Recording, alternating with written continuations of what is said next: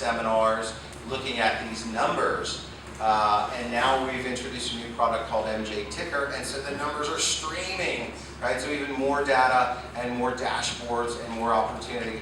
And so it occurs to us as we've been out talking to folks, and Brian and Aaron have been talking to many of you, that there's a lot more information here than many of you may be aware through the dashboard. So tonight we're going to take as much time as we need. Feel free to ask questions. And Brian's really going to go live on the service and drill down into what you can see on FrontRunner, and then how this information is used, right? Because some of it's amusing, and we see these sort of headlines like 16% of sales are outdoor. And I think, wow, what does that mean? And really it means different things depending on who you are. If you're an outdoor grower, it means you've probably got some share of market you can go after. If you're a retailer, it means you may want to apportion your inventory, right? But there's geographics and all kinds of other dynamics. So we're going to look at that. I want to thank you guys for coming out here and for being members and supporting us. So really, I'm going to leave some time at the end for questions and open mic, but really we're pretty much just going to go into the FrontRunner data. So if you have any questions while you're out, raise your hands, and I think Brian and Aaron will be taking that. We're also filming, so if you have any questions, ask loudly, and we'll be making these files available afterwards. So come on up, Brian. Well, first of all, thank you to all of our national sponsors. All of these folks, some of whom are in the room. Team Dusky, thank you for being here. Without them, we could not continue to put together these shows. So thank you for your national sponsorship. Thank you for your membership. Thank you for helping us out tonight. And let me just turn this over to Brian. We're going to go live, right? Yep. You can do it from there. No, go ahead and switch me over. Sorry guys, give me 1 second here. Pull up your outlook. There we go. Okay. Alright, so I think I know a lot of you guys. My name's Brian Yauger, if you haven't met me, and Aaron Ball, who's somewhere running around in the back here, works with us. So we started FrontRunner a little over a year ago. So before we dive into it, just give you a little bit of background of how this whole thing came about and what it is. And since we've got a good group here, we've got really kind of a perfect size. Absolutely blurt out any questions, because we've got as much time as we need to go over what we want to go over. So just give you a little bit of background of how this whole thing started. Some of you guys might remember us back about a year and 3 months ago when we came out as Tetra Track. And what the background of this is, I was actually working for an investment group that wanted to get into cannabis. So we started back in July of 14 when cannabis first became legal. And my job, very specifically, was the group wanted to invest 7 figures into cannabis, but they didn't want to do it right away. They didn't want to jump in right on that very first group. So they wanted to say, let's take 12, let's take 18 months, let's figure out what we want to do. So my job, very specifically, was, if you guys remember at that time when there was literally 6 retailers open and 14 processors, was if you were licensed, I called you and said, can I come visit? And they said, well, why the hell do you want to come visit? And I said, well, I'm not trying to sell you anything, but I do work for a guy that has money. They said, come on down. So I would literally show up at your door, whether you're a producer, processor, or retailer, say, my name's Brian, and we just want to learn about the industry. We want to know what you like, what you don't like, what's good, what's bad, what you are, what you're not. And that plugged away. And I did that all the way from July of 14 all the way through December of 14. And it was going great. And at that time, basically, if you were licensed, I knew you. It was great. Probably been to your spot. About that time, the guy that owned the fund, or was running the fund, that I was working for, who I've known for quite a while, came out of the technology industry, calls me up and says, hey, I need to talk to you about something. I'm going to swing by your house. And this was New Year's Eve of 2014. I said, come on. So he sits on my couch and says, I hate to tell you this, but we're shutting down the fund. It's just too much to do. We're not going to invest in cannabis.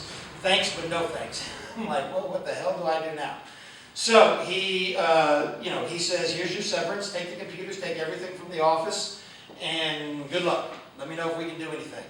So, being New Year's Eve, there wasn't a whole lot to do at that time, so, I drank some beer, smoked some pot, watched some football, and said, I'll figure this out in a couple of days. And at that time, we were talking quite a bit with Avitas. Most of you guys know those guys. They're a Tier 2 producer processor here. And I had a meeting on the 3rd day of January with Adam Smith, who's their CEO. Adam doesn't mind me telling the story. I tell it all the time. And I kept the meeting. I didn't tell them that we'd shut down the fund. So we sit down for the meeting. I said, Adam, I got to tell you something. There's no more money. But I'm out of a job, so if you need a COO, you need something, let me know because I'm on the market. And he said, Brian, I hate to hear that. I'll buy lunch. But he said, this really pisses me off because you're the guy I call when I want to know what's going on out there. I want to know who's indoor. I want to know who's outdoor. I want to know what. He goes, because remember, this is January of 2015. Nobody knew. You knew what you did. If somebody was across the street, you know what they were doing, but you had no clue what somebody was doing on the other side of the state.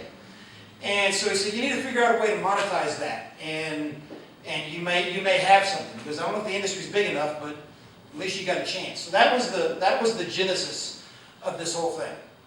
And so at that time I went back, and all the data you could get at that time was basically what is on I-502 data now, or 502 data now, which is free. But that wasn't around at that time.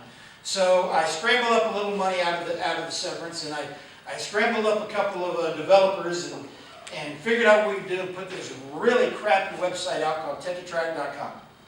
And it charged $39 a month for it. And lo and behold, some people started paying. And then the state did the greatest thing they could have ever done. They decided to dump all the data that's out there.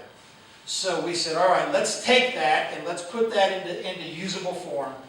And that was the birth of what we are continuously growing with now, and what you'll see today, and what you'll see is coming down the pipeline. Excuse me. So that's how this whole thing started. At that time, the state said, okay, we're going to release all the information that has come through the MJTraceability.com system, but we're not going to package it for you. We're not going to do anything with it. We're just going to flop it out there. And Lord, did they ever. They just dumped it. And it was, at that time, what I thought was this huge data dump of 1 gigabyte worth of data with about 4 million lines of data at that time, which I just thought was huge. Yeah, what did I know? And you didn't know how it pieced together. So, quite literally, this is actually not an exaggeration, I had multiple screens up on my computer. Because I've got the old Apple TV where you can project on your TV, and a projector like this with Excel spreadsheets trying to map out the state database. And that was the birth of this thing. So when we start talking about the data, just so you understand a little bit about what the data is, that's what it is. It's the back-end dump from the state with pretty interesting mapping. Sometimes you look at a number and you're like, that's just way off. And the thing about data is data is only as good out as it is in. So that's a little bit of a qualifier to say, sometimes you see something where somebody says, that gram sold for $369. It didn't. That's just something that happens sometimes. So that's just some of the genesis of how this came about. Well, as we kept going and we kept plugging along, people started being really happy about that this data was coming out. Well, at that time, the state was dumping the data on the 15th of the month that ended a month and a half prior, which was really good, and it told people a lot of things. But this industry has grown so fast, and 13% a month, that's unbelievable. So that's the industry going up. That's also prices going down. And 45-day-old data, while it's very useful when you go back, when you look at data analytics and you look at what you want to know what's happened for the last 12 months and for the last 18 months. But you also want to know what's happening today. So that brought on our newest innovation, which we'll go over here in a little while, which is called MJ Ticker. MJ Ticker is completely free, and I think if you haven't seen it, please go to it. We'll show it right now. It's MJTicker.com.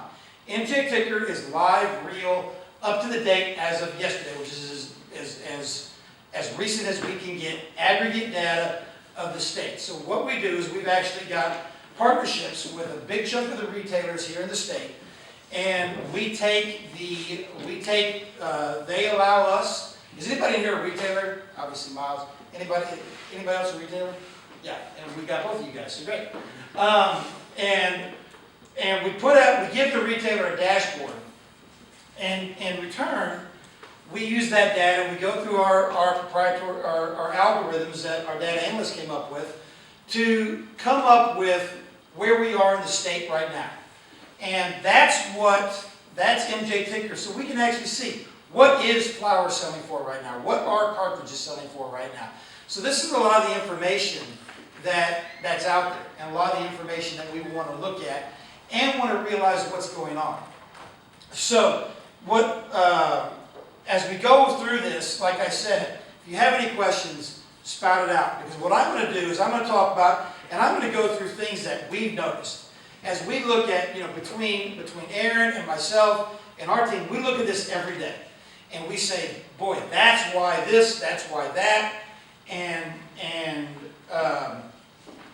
we come to our conclusions. We ask people. We ask people in the industry. We ask you guys. But the one thing I know is that the numbers don't lie. But I love hearing why people feel those numbers have gone the direction they have.